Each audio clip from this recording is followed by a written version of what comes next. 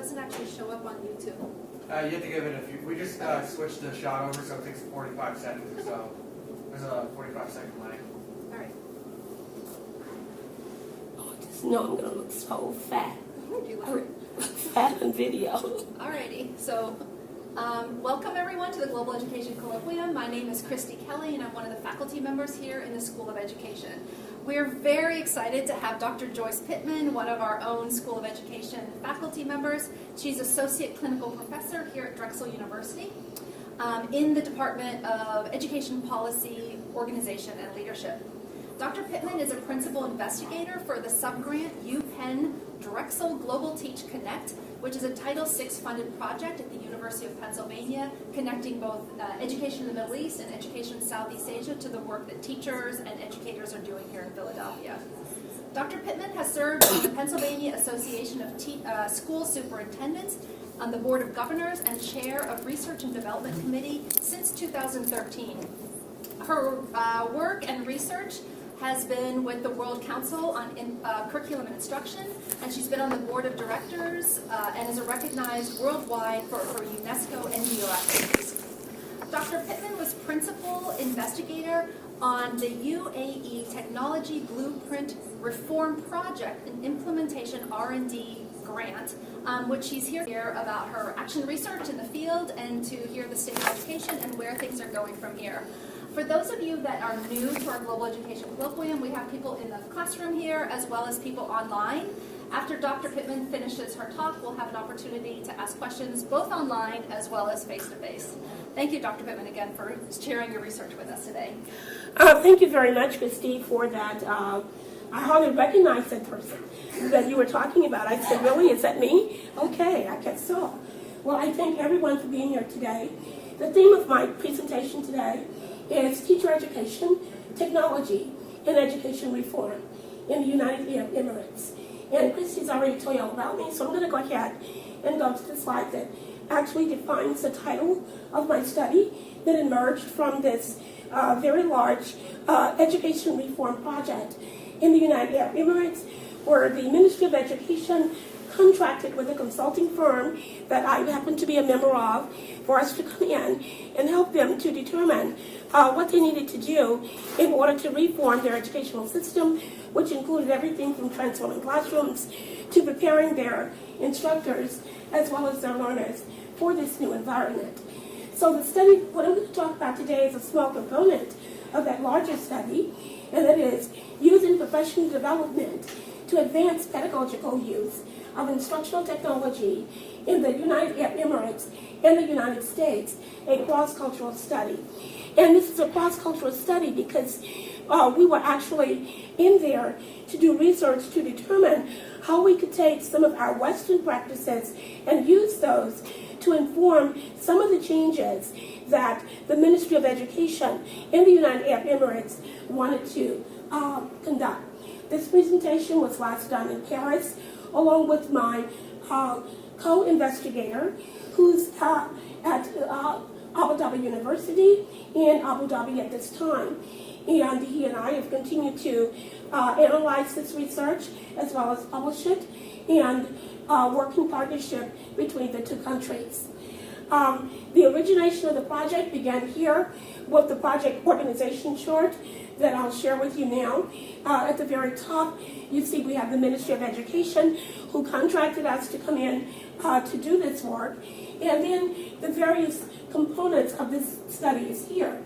And then here you find right in the middle, in the center there, the name of the consulting firm, which was Cell Corporation, which specializes in information technology and reform, planning and implementation, and director was my role. So you see Dr. Joyce Pittman, and then if you look at all of the little branches that's coming off from my title, I had 4 research teams, as you can see here, and those teams dealt with various phases of the reform project, which included the research that I'm about to share with you today.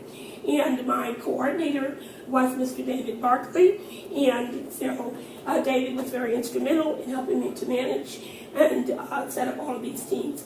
On each of these teams, you'll see various parts of the reform plan, and each one of these represents people that were there from all over the world in order to assist with this huge project. And my role was to direct and coordinate to make sure that this happened. So what I'm going to talk about today is the research that resulted as a result of planning for the reform, for the change that they wanted to see in the immigrants. And as a researcher, we used a mixed method, sequential exploratory design, and we also found that it would be necessary for us to, first of all, begin with the qualitative component. That's why we call it sequential, because we didn't know enough about the country when we went in to immediately go in and start surveying or conducting any type of quantitative data. So we started with the vision. So the vision that the Ministry of Education had came from His Highness Sheikh Mohammed bin Rashid Al Maktoum. And his vision was that in order to bring about change in his country, to improve the educational system, there's no quicker path to comprehensive development than cooperation in the fields of IT and communication. And communication was a big issue because here we are these various research teams. We're coming in with expertise from all over the world, different languages, primarily rooted in Western culture, which we were trying to integrate into this foreign country. So what did they want? Basically, the vision that was laid out for us is that they wanted a reform plan that would produce information literate teachers and learners. And by that, they meant they wanted their teachers, as well as their learners, to be avid readers, to be critical thinkers, to be interactive learners, to be creative problem solvers, to be organized investigators, to be effective communicators in both languages or in multiple languages, not just in their own mother language. And they wanted responsible users of information technologies. They wanted skilled users of technology. So did this rich, vast country have technology? Of course they did. They had much of it. But the issue became using it, the effective use of it, and how they were going to integrate this into their educational system, much like the U.S.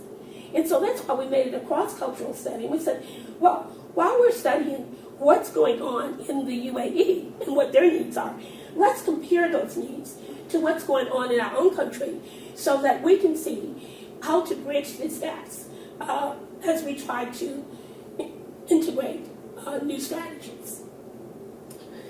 So this particular study is about professional development and how we would need to work with their educational system in order to bring about the pedagogical use of technology. Because as I mentioned before, they had a lot of technology in this country. They were not short of that. And so the purpose of this research was to determine what kind of professional development, assuming that we went in and we integrated technology, we put on new technologies, reformed the classrooms, what kinds of knowledge and skills would the teachers as well as the students need in order to become the kind of learners that we just talked about on the previous slide. So we said the main goal has to be learner-centered. We want to improve student learning. We want to improve teacher learning. We want to build constituency support. Because in the United Arab Emirates, approximately 75 to 80% of all their workers are expats. And so they have a very small population of individuals who are actually natives of the country, or what we call nationals. So we also wanted to build upon current information technology activities. We wanted to know, what are you doing? What are they doing now? What are they doing good? Because we weren't quite sure of what was going on, or whether we need to just throw out everything with bathwater and start anew. And so we wanted to enhance IT capacity, not only in the classrooms, but we realized it had to start at the top with the Ministry of Education. Then to the zones, we know them in our country as school districts. and then to the schools, and then the colleges and universities that were preparing their educators. So a systemic approach.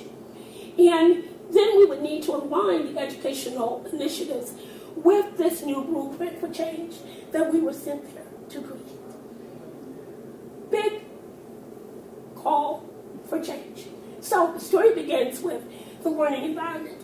And it's a little light in here, so I don't know if you can see that. I don't know if we can dim the lights any.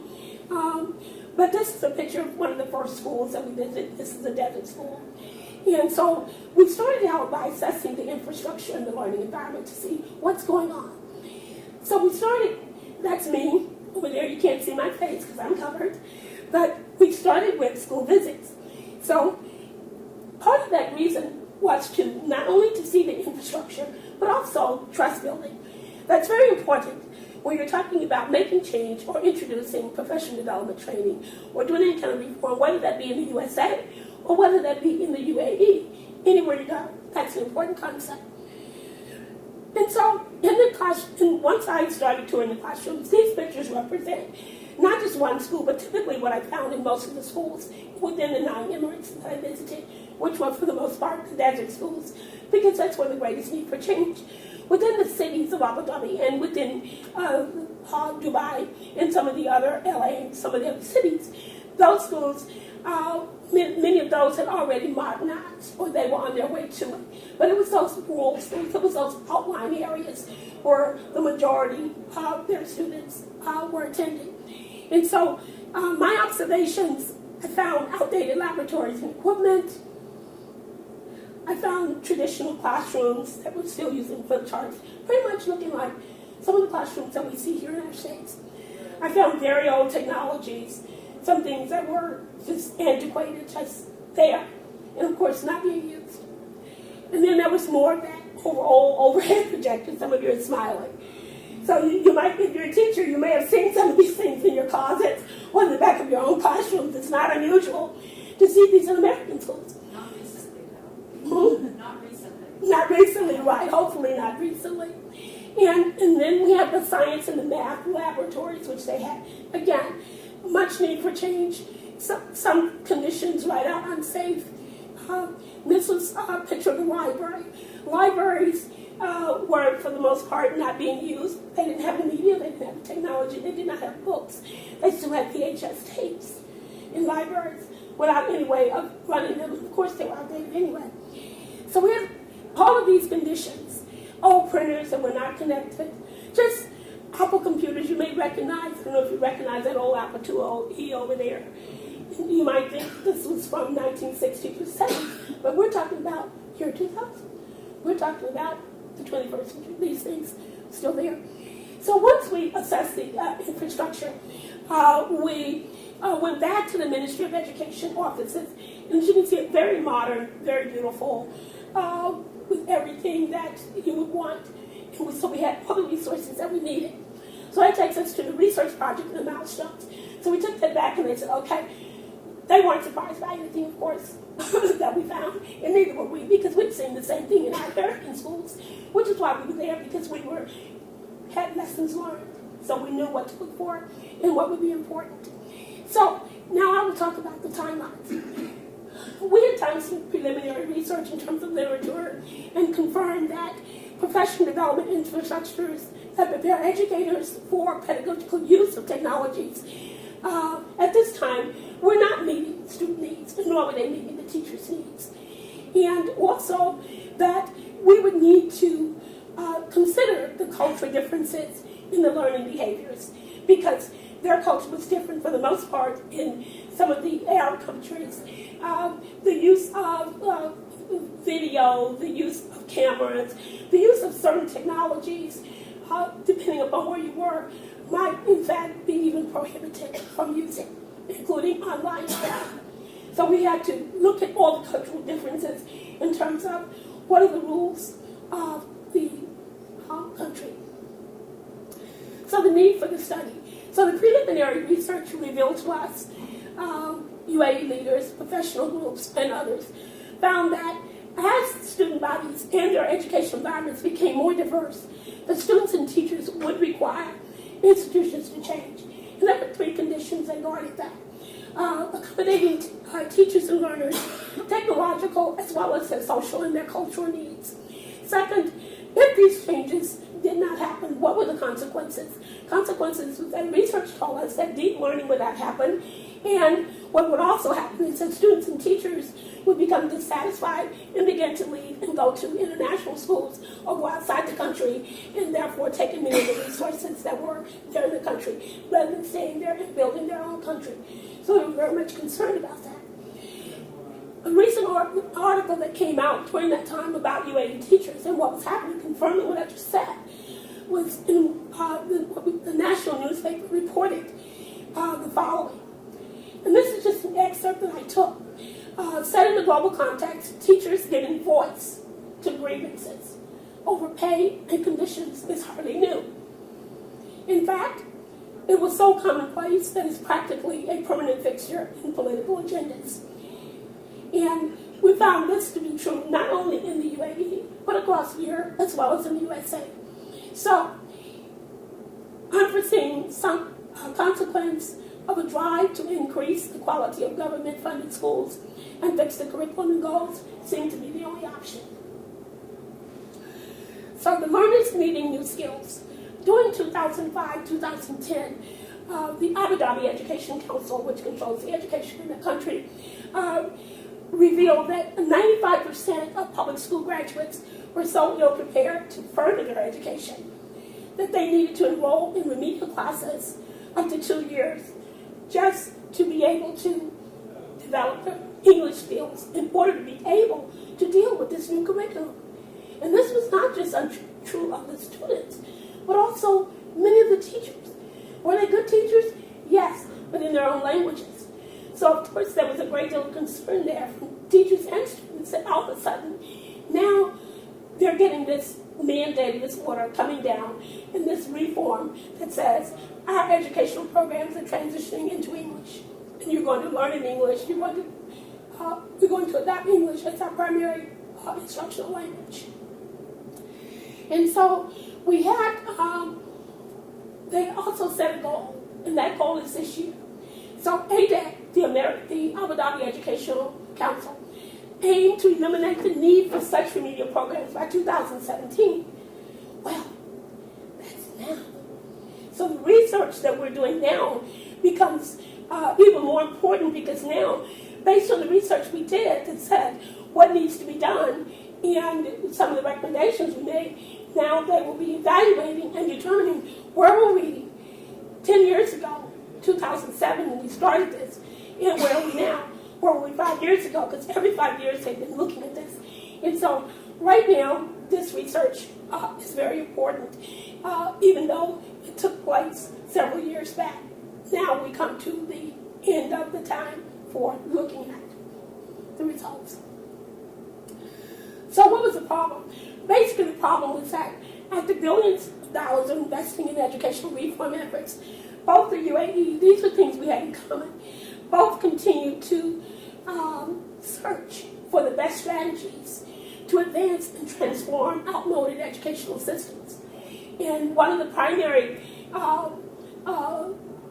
drawbacks that they found was professional development, was that even though they would acquire the technology, teachers, educators just didn't know how to use it in effective ways in the classroom, not unlike some of our own classrooms right here at the university. We hate that.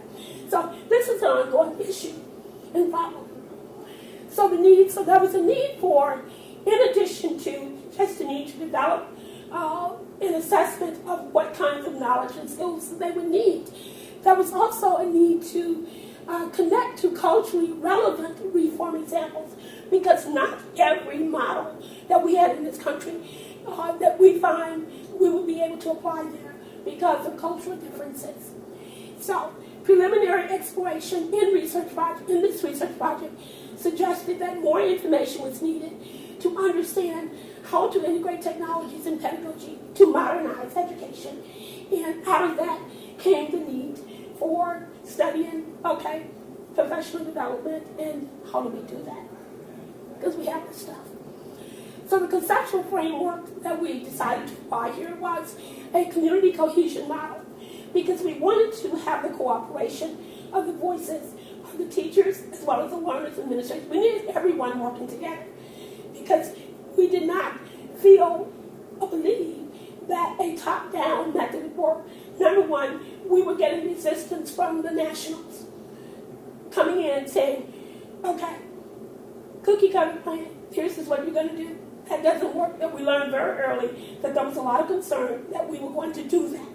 So we had to quickly put to rest the idea that we were going to come in and simply try to implement a template. So we did not do that.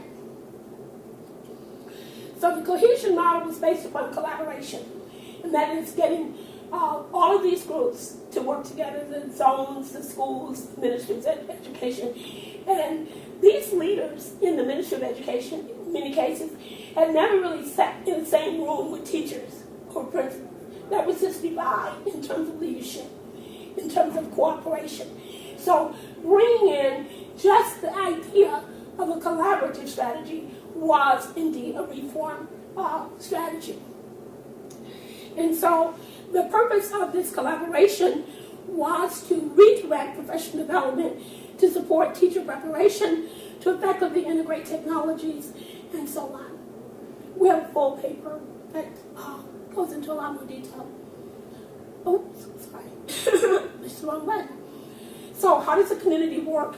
The community, we believe, would work by implementing creative teaching strategies. The primary teaching mode that had been used was stand and recite.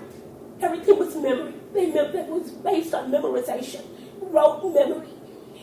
What we found doing our interviews and doing our observations with the teachers as well as with the learners is that the culture was a very active culture. They were active learners, but yet they were putting in a classroom where they were using traditional modes. But they had artistic skills, they were very creative, they had great writing skills, they had many creative skills that could be used in the classroom as teaching and learning tools, but they were not being used in that way. They were using rote memory, reading books and memorizing books, taking standardized tests, were taking objective tests, not using their creative writing, not using those skills at all. So we knew that we would need to do some training in that area as well. So these are things that we learned as a result of our preliminary research. And basically what we knew we wanted to do was transform that learning environment into interactive learning. So the purpose and significance of this study was to unveil understanding about what is required for leadership. What do we need to do? If you're an educator, if you're a leader, what do you need to do in order to go in and bring about transformative change that will lead to professional development, that can bring about pedagogical use of instructional technology in ways that improve learning environments as well as teaching.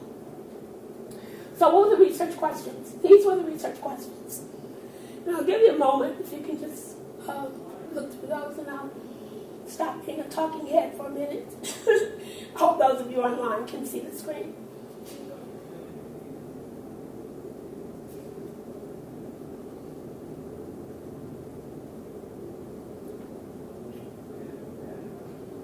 So those were our primary questions.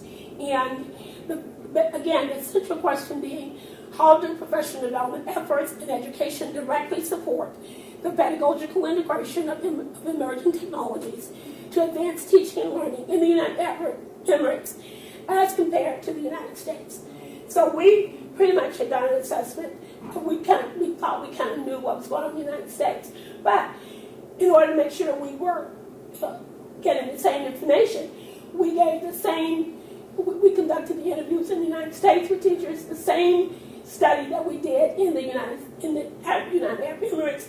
We did that same study with the sample in the United States, and then we compared their responses. So it was a dual study, replication. So I'm using that term professional development. I haven't yet defined it, but we wanted to use a term that was related to schools. So we went to the National Staff Development Council in the United States.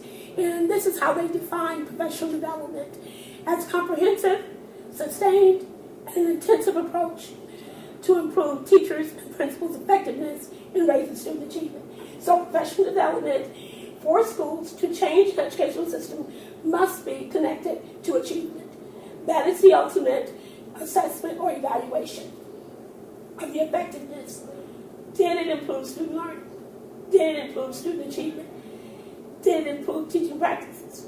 And if teaching practices did not improve, if they did not change, chances are you're not going to get student achievement changing either. So we did see a strong connection, and we believed that there had to be a strong connection. So what is a community of practice? Etienne Winger defines community of practice as follows. Basically, community of practice are groups of people who share a concern or a passion for something they do and learn how to do it better as they interact regularly. The schools in the UAE, the teachers, the learners, the principals, they were not collaborating, which is why we said, well, first of all, we've got to get everybody talking to each other. We've got to get the schools knowing what is going on in the different parts of this educational system, which many were not aware of. So the research design, the sequential exploratory design, the method is a two-phase design that involved qualitative data, which was collected first. That's what I said. We started out going into the schools, doing observations, interviewing, recording that data, and then wrote up our results, and then took those back to the ministry. And then from there, we decided what quantitative data we needed. Some of the quantitative data was already collected. We just had to organize it. And then later, we created a survey where we wanted to get more detailed information about specific knowledge and skills of the teachers and what their perceptions of the current professional development system was. So the methodology kind of looked like this. These were the different tools. We had qualitative and quantitative. Starting with the qualitative, we had focus groups where we brought in teachers, administrators, principals into the Ministry of Education, brought them there to headquarters, and had regular meetings with them, fielding questions about what they thought their needs were, and then sharing with them what our perceptions were as a result of that in terms of what their needs would be. Those came through interviews, site visits, document reviews, and then other research and surveys. And for each data that we collected, we identified specific findings. For every finding, we made a recommendation.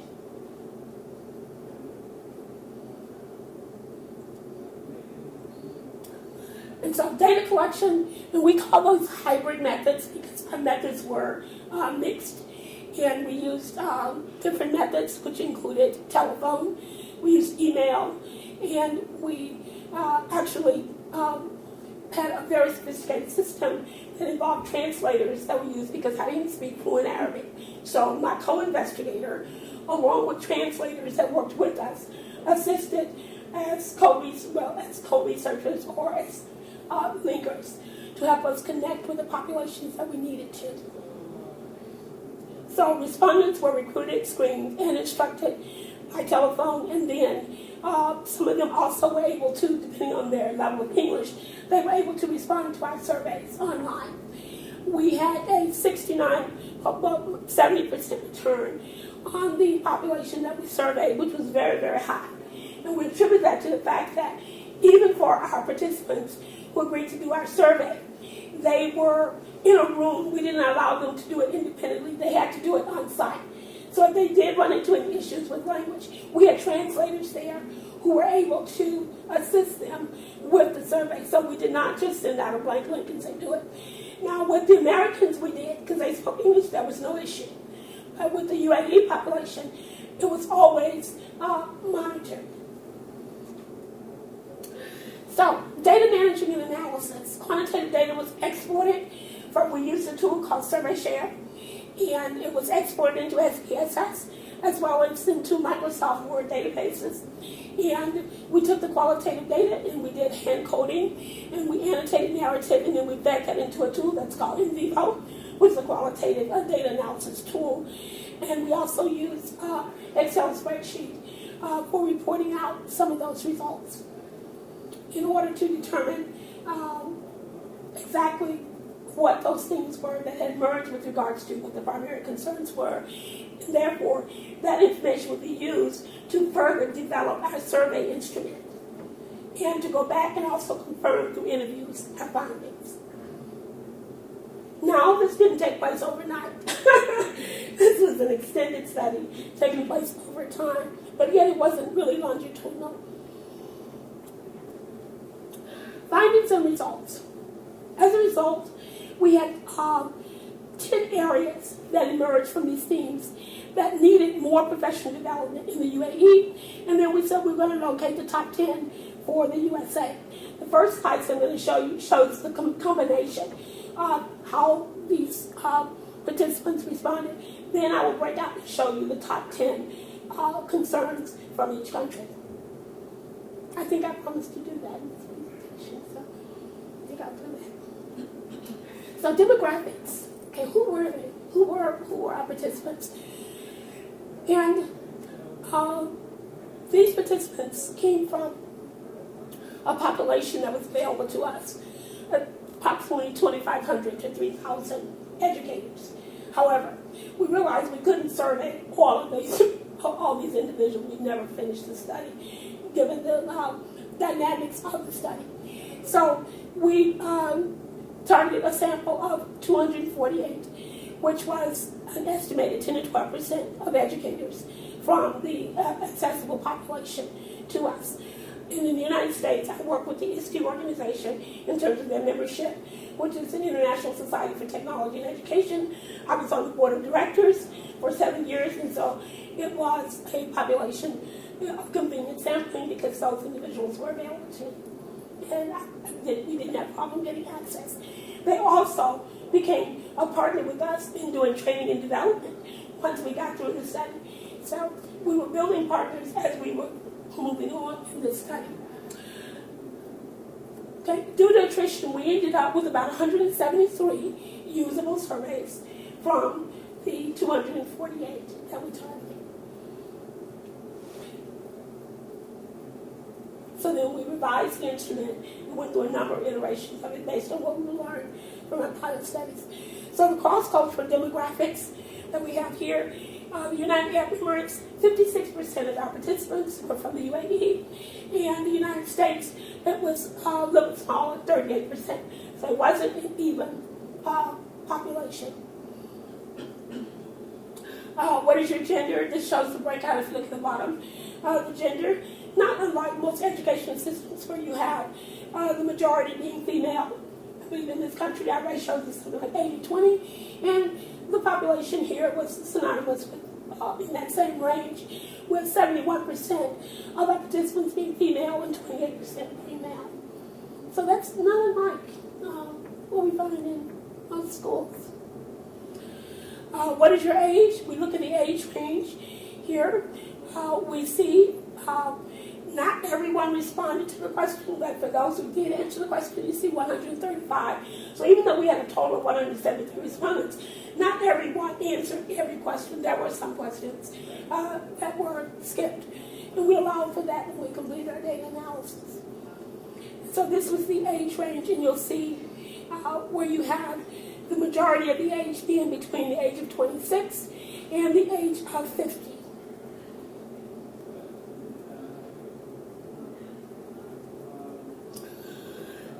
What is the highest level of education that you've completed?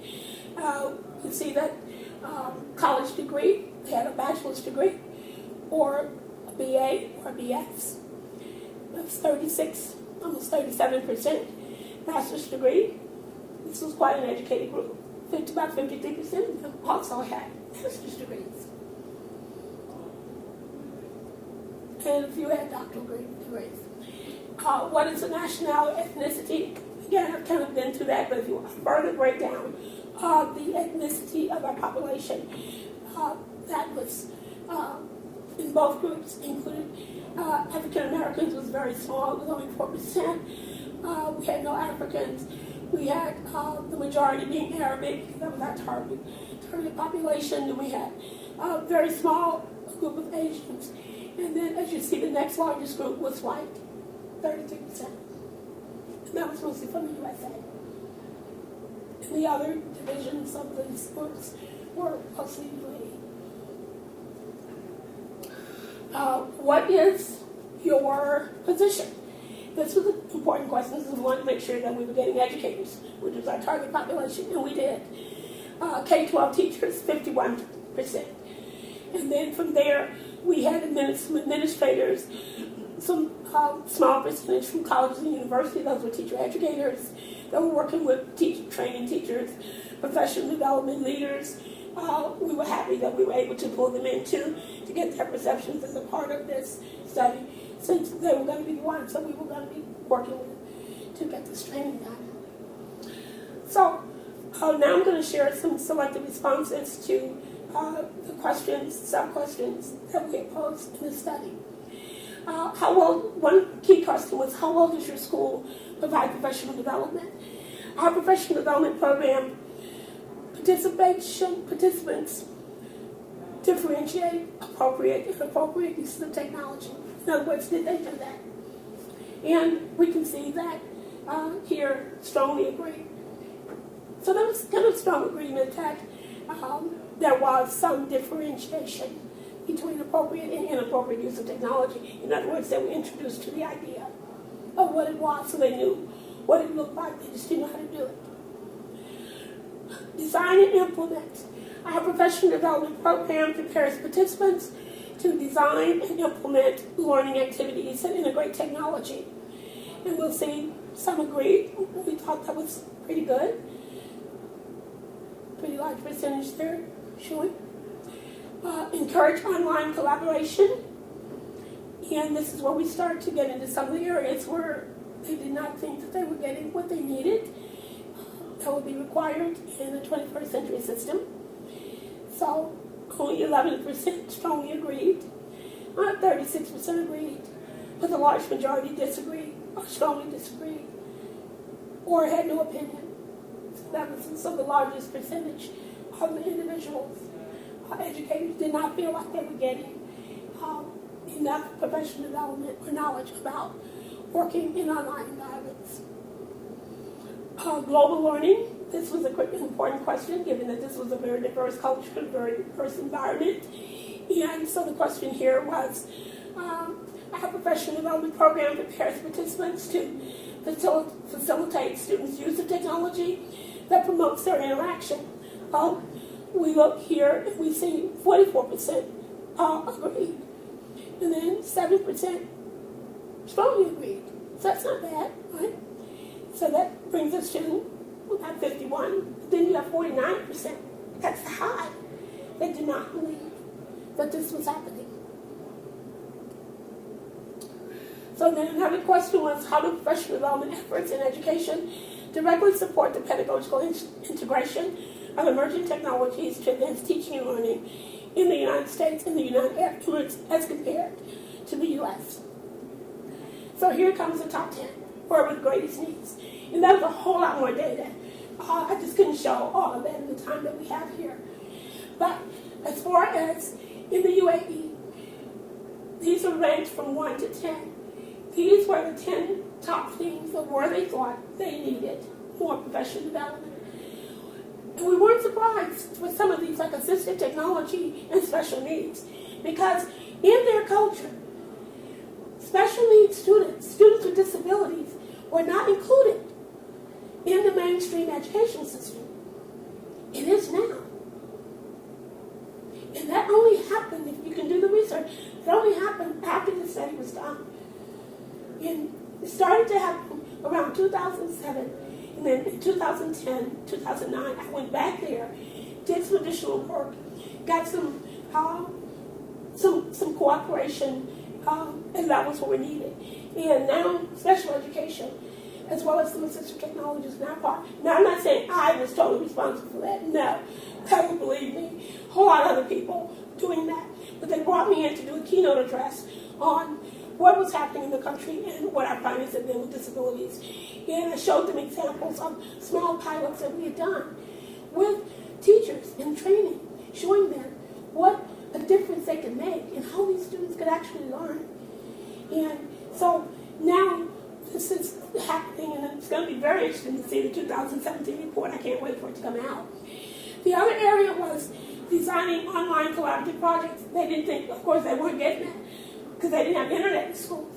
So you have few, the highest percentage.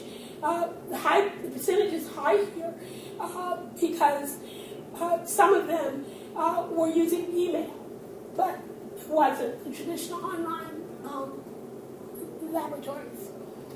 Project-based learning, they needed more training in that. And they really liked project-based learning because they were creative learners. The fourth area was incorporating student interest and experience.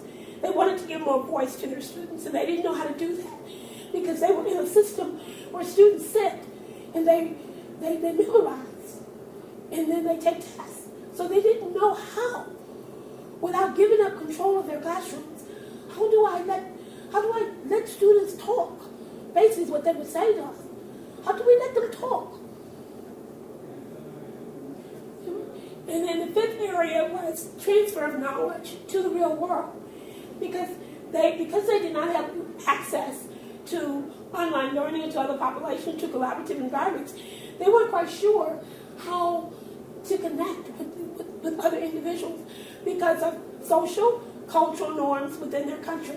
And in some cases, outright restrictions about how they could communicate or use technologies, or if they could. So lots of implications here for leadership and policy. What would need to change in order to make this the kind of educational system that the Sheikh envisioned? And then number 6, technology use linked to social needs and culture, and I just said that. Online collaboration for professional development. How can we talk and learn from the American educators? How can we learn from other countries, Australia? How can we learn from Sweden, these other countries that are moving ahead? Because we have no connection to them. And then number 7, online collaboration, that said that one. Number 8, evaluation of technology, integration and teacher learning. How do we know it's working? How do we evaluate what we're doing? They had no idea of how to begin doing this. Authentic problem solving and using technology, equitable access in classrooms, that was a big issue as well.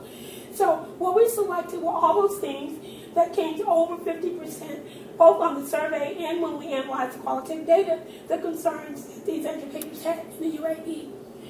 Up to 50% of the survey participants disagreed that technology training prepares teachers and intercultural strategies to link social and cultural identity needs of learners, while 44% agreed that the strategies are included in their professional development. That's the ultimate interpretation of this data. Then we go to the USA. Okay, what did we say? These were our priorities. Okay, the first priority, somebody in the audience want to help me up here? You have a brave soul. What did we want to know? And has that been a concern of yours? I know this is not an interactive session. How are we on time? I know we're running short on time, and I've been talking really fast, but it's a lot to cover. We wanted to know how to plan and implement technology-based learning activities that promote student engagement in analysis, synthesis, interpretation, and creation of original products. Have you heard this before? Has that been a concern of yours as an American educator? 56%. And we're going in to teach them, and yet 56% of our own teachers and educators. Design and implement learning activities that integrate technology to support expanding students' problem-solving skills. That was an issue in our schools. Designing evaluation. Because for all the grants now, they want evidence-based practices. So how do you design projects that produce evidence to show that technology is indeed a factor? And then we have equitable access, transferring what students have learned to the classroom, to the real world. That was also a concern, that they're ranked differently, but that was also a concern in the UAE, as you recall. So basically what we found was that our concerns, their concerns, really weren't that different. They were ranked differently as far as what was a priority, but there were many similarities. So the top three, looking at all of this, broke it down and said priority needs for the UAE and the USA. In this cross-cultural comparison, showed that in the UAE, their top three concerns were assistive technology, work with their special needs students, 70%, design online collaborative projects, and project-based learning using HOTS, or higher order thinking skills. In the USA, our top concerns are how to plan and implement technology-based learning activities, and HOTS, one of their three, happened to be ranked number 3, but it's our number 1. And then second, design and implement learning activities that integrate technology to support problem solving. Now, problem solving didn't make the UAE list, but I see that as very similar to higher order thinking skills. And then designing an evaluation plan that applies multiple measures. That didn't come up, because they don't really do a lot of evaluating. That was something very new, so that's a concept that they could not really connect with in the UAE. Qualitative findings. So what did they say? These are words from UAE teachers who responded. And there were a whole lot more, believe me. I just picked out some. And we don't have time.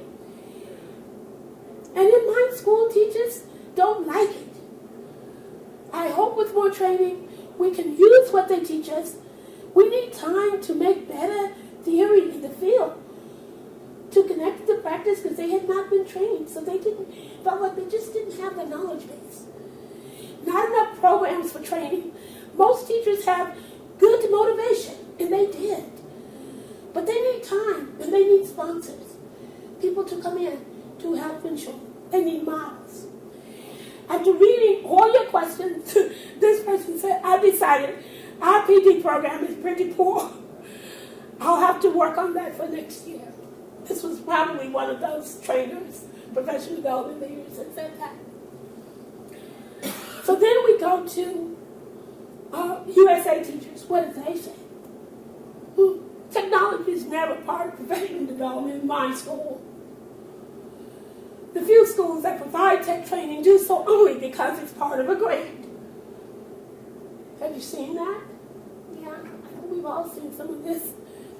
I'm a technology coordinator for my school, and I have my teachers complete a needs assessment, provide professional development accordingly. I also model the integration of technology in the classroom for my staff, and I provide PD at the district level.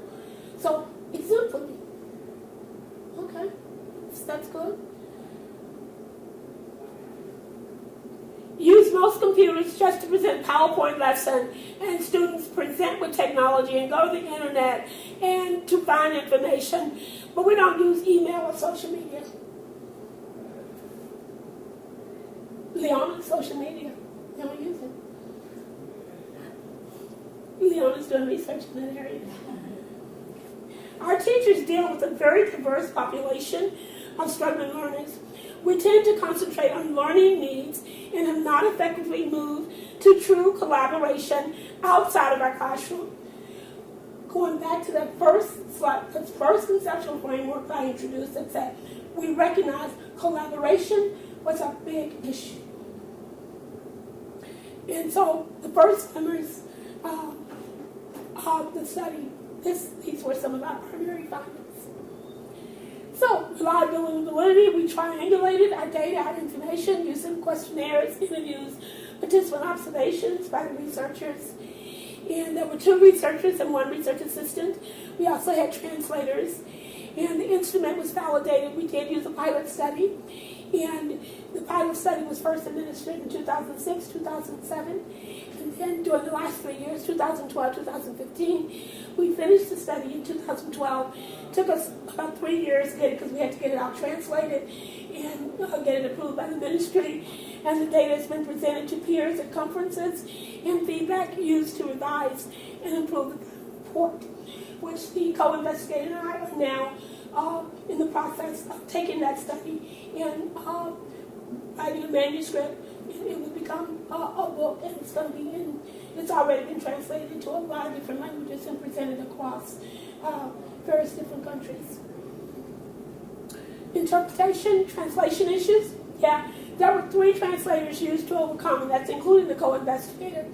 3 translators were used to overcome the language barrier issue for interviews and translation and interpretation.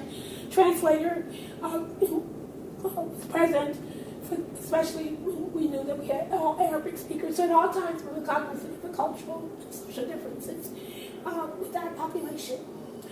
So, research questions that we attempted to answer, like I said, during this particular presentation today. Didn't quite answer all of those, but we answered some of them, but we touched on others. And so the central question we started out was, how do professional development efforts in the U.S. in education directly support pedagogical integration of emerging technologies? Well, what we found is that there were some things that were being done, and there were other things where they thought they really needed additional training. So in conclusion, the professional development to improve pedagogical use of emerging technologies was found inadequate in both the USA and in the UAE. We further conclude with this review with the premise or theory that action research or inquiry model is the most promising and flexible method of examining professional development to improve teaching and learning with emerging technologies in a global society.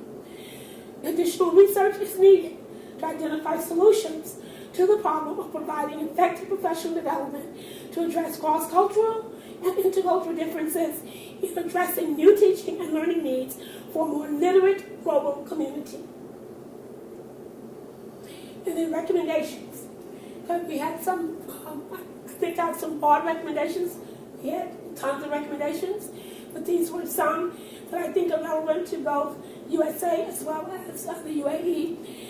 Professional development fosters collective responsibility for improved student performance and must be comprised of professional learning that does the following 3 things.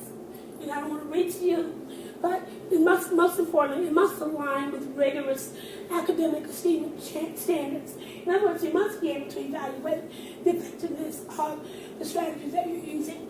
Otherwise, you don't know what's working and what's not. And it will be very difficult to continue to get support from leaders if you're not able to produce that. And also, professional development should occur primarily several times during the week. In other words, it should be ongoing. It should not be a one-time event. It shouldn't be once a year, twice a year, or on teacher release days. It needs to be embedded and incorporated into the fabric of the educational system, and it must be directly connected to the school itself. Because every school is different. Every school district is unique. Every teacher, every student is different. So it needs to be customized. And the process outlined in A, which we just looked at, may be supported by activities such as courses, workshops, institutes, networks, and conferences. We don't recommend any one way. There's no one way to do professional development. It all depends upon the needs. However, the professional development must address learning goals and objectives established by professional development by the educators at the school level. That's very important that the teachers are involved in the planning of that training. The top-down doesn't really work, and particularly when you're dealing with cultural differences. You must involve the teachers. Professional development must advance the ongoing school-based professional development. In other words, it should not be separate from other professional development, like you have the technology training, then you have the professional development. You're training people how to use software for a new reading program, but yet you're not covering the pedagogical, the whole picture. So in other words, it should not be separated. It should be embedded any professional development you do that's related to improving teaching practices should include how or what the role of technology would or would not be in that situation. Okay. And it should include the use of profit and nonprofit entities. In other words, you want corporate owners, you want a systemic approach where you're not just using teachers to do the training or professors to do the training. We need people that are out there in corporations who have training and development experience, who've been using technology in various ways to come in and also help us to do this big job. Future research. It has been written that practical problems cannot be solved by academic theory, but by developing a course of action. Therefore, the standard by which to evaluate or judge research into higher education is not theoretical sophistication, but by the improvements that are made in practice and the success of learners. I thank my technology team. You can't see them all here, but there are about 10 guys there, and they were my backbone for the 5-6 years that I was in the Emirates. They traveled with me. They did translation. They provided protection. I always acknowledge them. They were from all over the Middle East, Afghanistan, India, Qatar, UAE, and we learned to communicate and to navigate our way through this study. I thank you for your ear, for listening. Shukran. Thank you so much. Unfortunately, we've run out of time. The presentation was so interesting, I didn't want to interrupt. So for those of you that are online, I encourage you to email Dr. Pittman directly. Her email is up here, joyce.pittman@gmail.com. And for those of you that are in the room, we'll invite you to stay on and ask additional questions. But we do have to let our technology folks go today and want to thank them for providing support. Thank you again. Our next talk is February, I can't remember the dates, February 20th. So we welcome you back, and you can check out our website to see who our speaker is and our next event. So thank you again, Dr. Pittman. It's been really a pleasure to have you present your work today. Okay. And thank you. I do apologize for going over. It's great. It's good to have a thorough presentation. Thank you. Thank you. Okay. But for those of you who are in the room, if you have questions and you want to stay for a few minutes,